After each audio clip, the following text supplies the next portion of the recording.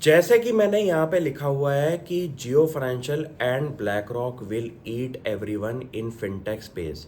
ये चीज़ पे गौर फरमाने से पहले थोड़ा सा हिसाब किताब की बातें करते हैं कि ये दोनों अगर मिल के इंडिया के फिनटेक स्पेस के अंदर डिस्ट्रप्शन के लिए आ रहे हैं तो ये कितना बड़ा काम हो सकता है दोनों कंपनीज़ के लिए, इंडिया की मार्केट के लिए। पहली बात तो आपको ये पता होना चाहिए कि ब्लैक रॉक है कौन। आप ना हिसाब भी नहीं लगा सकते कि पूरे यूएस और पूरे वर्ल्ड के अंदर टॉप 5 एसेट मैनेजमेंट कंपनीज के अंदर ब्लैक रॉक का नाम आता है। ये ऐसी कंपनी है कि अगर चाहे एक इकोनॉमी को डिक्लाइन पे लेके आ जाए, अगर अपनी मैनेजमेंट इनकी कुछ ऐसी बात कर दे, और इतना पैसा ये संभालते हैं कि वर्ल्ड में आप फ्लक्चुएशंस पैदा कर सकती है ये कंपनी इकलौते दम पे। क्यों? क्योंकि पहली बात तो फिनटेक स्पेस के अंदर जहाँ पे एसेट मैनेजमेंट में आता है, ब्लैक रॉक हमेशा नंबर 1 पे रहा है। और जिस कंट्री के अंदर अपना ब्रोकिंग बिजनेस या एसेट मैनेजमेंट का बिजनेस खोलता है, वहाँ पे कोशिश ये करता है कि टॉप 3 पोजीशन में ही रहे, क्योंकि अदरवाइज इनके लिए उस कंट्री का कोई सिग्निफिकेंस नहीं होता। तो सबसे बड़ी बात तो ये हो चुकी कि अगर ये टेबल पे इंडिया के मैप पे बैठे हुए हैं आज की डेट में और कुछ कंट्रीब्यूशन चाहते हैं कि हमारी वेल्थ मैनेजमेंट बिजनेस इंडिया की ज्योग्राफी में भी बढ़े, तो ब्लैक रॉक ने सबसे इजी और सबसे आसान बेट जो ली है जियो फाइनेंशियल के साथ अपना जॉइंट वेंचर करके। क्यों? क्योंकि आप इंडिया के अंदर आप समझिए कि एक ऐसे फैमिली ग्रुप के साथ काम कर रहे हैं जो कि इंडिया के अंदर दिग्गज बादशाह के नाम से जाना जाते हैं।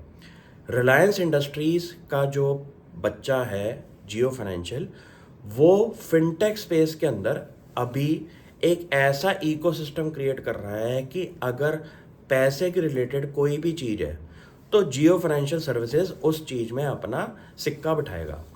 आपको ये देखना पड़ेगा कि ये दोनों कंट्रीब्यूटर्स एक ऐसा रोड मैप इंडिया के लेके आएंगे कि इंडिया की यंग पॉपुलेशन, इंडिया के सेविंग्स ओरिएंटेड लोग और इंडिया का ह्यूज कंज्यूमर माइंडसेट, जो कि आप टेक्नोलॉजी सेवी लोग हैं आज की डेट में, वो टेक्नोलॉजी को यूज़ करके कौन से फिनटेक स्पेस के अंदर सबसे बड़ा काम करने वाले हैं। ये एक ऐसा काम होने वाला है जिसका ना हिसाब किताब लगाना आज बहुत मुश्किल है, क्योंकि जो भी नंबर आप सोचोगे ना वो ये अचीव कर लेंगे।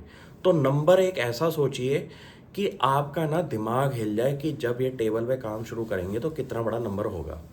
इन्होंने तीनों चीज़ों के अंदर अपनी एंट्री की बात करी है। पहली चीज़ ब्रोकिंग बिजनेस।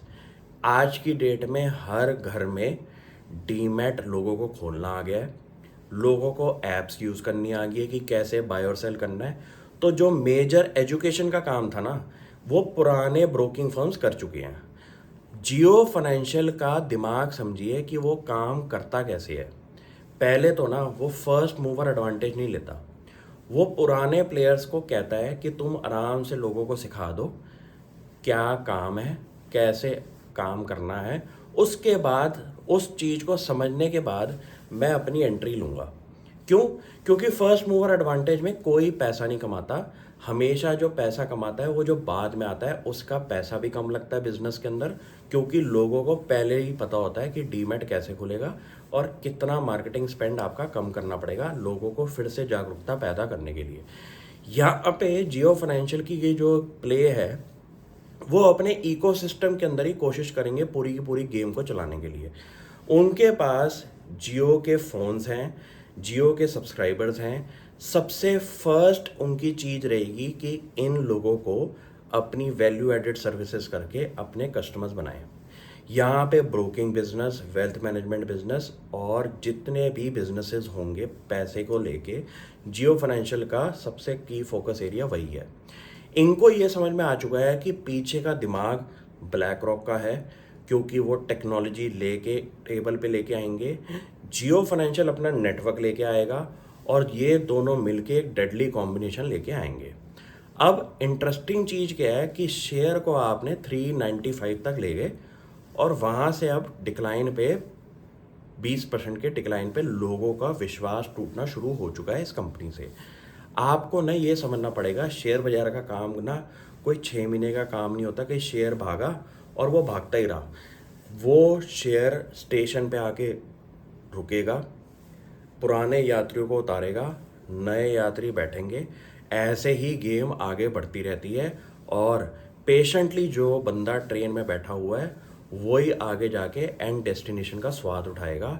यही स्टॉक मार्केट की सबसे बढ़िया चीज़ है। जो बंदा बैठ गया इस ट्रेन के अंदर, जो अभी रास्ता शुरू कर रही है, वो आगे जाके भी पूरा स्वाद लेगा। Thank you.